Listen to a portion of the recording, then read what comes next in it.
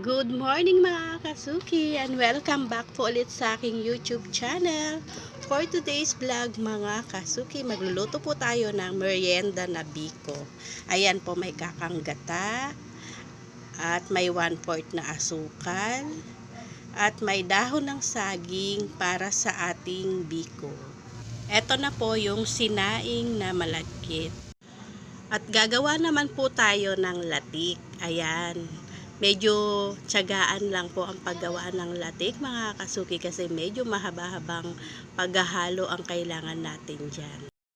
So tara po, samahan niyo po ulit ako at magluluto po tayo ng masarap na merienda for today na biko.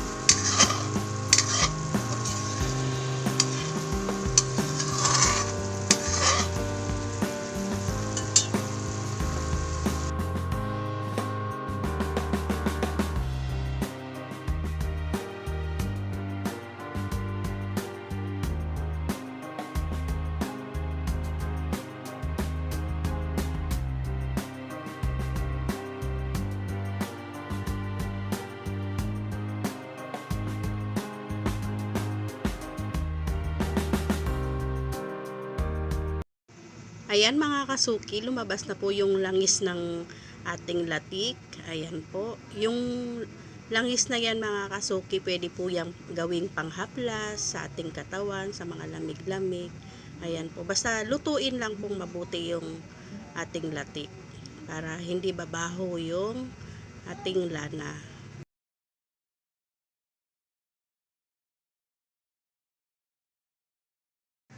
At ayan na mga kasuki, luto na po ang ating latik. Pwede na po yan hanguin.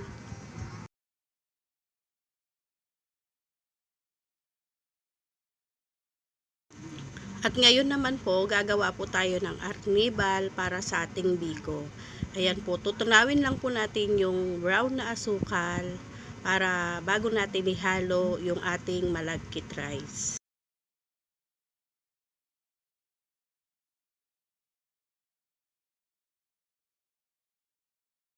Ayan, malapit na pong matunaw ang ating asukal. Walang katapusan na paghahalo yan mga kasuki, pero sulit naman po ang sarap po ng biko. Talagang effort, talagang walang katapusang halo, pero sulit naman po yung sarap. Ayan po, malapot na ang ating arnibal at malapit na nating ilagay yung ating malagkit.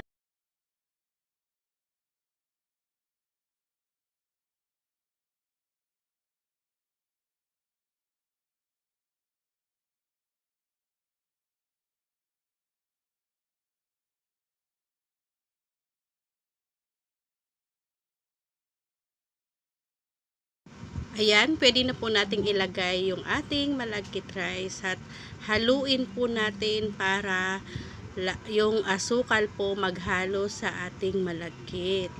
Ayan, walang katapusang halo na naman yan. Pero sulit naman po ang ating merienda na biko for today.